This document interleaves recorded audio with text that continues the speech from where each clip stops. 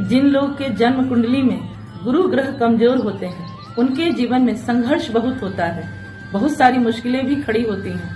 अगर गुरु ग्रह को बलवान आपको करना है और आप चाहते हैं कि मेरा समय पर नौकरी हो, मेरी अच्छी संतान हो, पुण्य आत्मा मेरे घर में जन्म ले और धर्म कर्म भी आपके घर में होता रहे और आप जीवन में बहुत खुशहाल हो, तो आपको गुरुवार का व्रत अवश्य करना चाहिए। यह गुरुवार का व्रत बृहस्पति देव का व्रत है और बृहस्पति देव अगर आपके कुंडली में जन्म कुंडली में जुपिटर ग्रह बहुत बलवान होता है तो व्यक्ति कहा जाता है कि सोने का चम्मच लेकर ही वो पैदा होता है, यानी वो अपना भाग स्वयं लेकर आता है। पर आपने देखा होगा कि कुछ लोग के जीवन में बहुत संघर्ष है, बहुत तकलीफें हैं, कलह उनका साथ नहीं छोड़ता, वो काम बहुत ज्यादा करते हैं, मेहनत बहुत करते हैं और उनका परिश्रम का भाग कोई और लेकर चला जाता है, उन्हें उतना उसका लाभ नहीं मिलता है, उसके घर में सोना नहीं आ पाता, उसके घर में पूरा उसका जो घर बनता है वो आधा अधूरा बनता है, उसका घर तो होता है और घर में सुख के साधन बहुत कम होते हैं। अगर ऐसी चीजें आपके साथ हैं तो आप गुरुवार का व्रत करना शुरू कीजिए और गुरुवार के व्रत में आपको एक टाइम अनाज खाना है,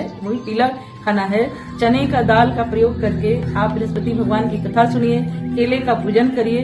अगर आप निरंतर इस व्रत को करना शुरू कर देते हैं, बहुत लोग मन्नत मांग के भी व्रत को करता है कि हम 7 करेंगे 51 करेंगे, पर आपको बृहस्पतिवार के दिन अगर आप जीवन में हमेशा नहीं चाहते कि मेरे शरीर पर मोटापा आए या बहुत ज्यादा मैं किसी पर, आप देखते होंगे कि बहुत लोग चिल्ला के बात करने लगते हैं, ऊंचे पोस्ट और पद पर भी बैठने के बाद लोग एक दूसरे का सम्मान नहीं कर पाते हैं। आप चाहते हैं कि मुझे यश की प्राप्ति हो, मेरा घर सुंदर हो, मेरे बच्चे अच्छे हों या मेरे जीवन में कोई बीमारी ना आए, तो आपको गुरुवार का व्रत अवश्य करना चाहिए। और जो लोग गुरुवार का व्रत करते हैं उन्हें नॉनवेज बिल्कुल अवॉइड, मतलब कि नहीं खाना चाहिए।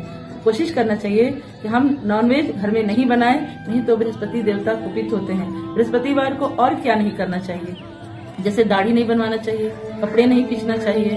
अब घर की साफ सफाई तो हो जाती है क्योंकि बृहस्पति देव की किताब में लिखा है कि गोबर से लिपना, तो आज के समय में गोबर से नहीं लिपना है, पर आप साफ सफाई कर सकते हैं, पर अपने केश को नहीं धोएंगे, अपने नाखून नहीं काटेंगे, आप पीला वस्त्र धारण करेंगे और पीला तिलक माथे पर लगाएंगे।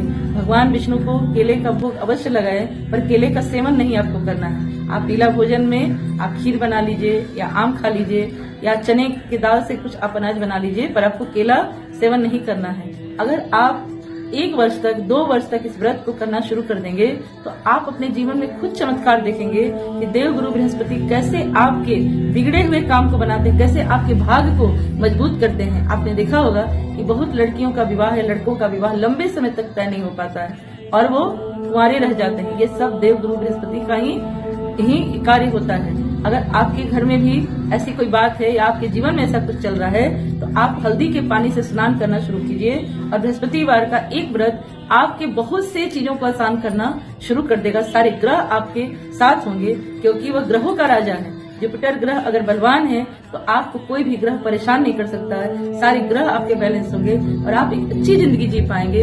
यह श्रद्धा और विश्वास की बात है। अगर आपको कमेंट बॉक्स में कुछ पूछना हो तो अवश्य पूछिएगा। जय श्री कृष्णा।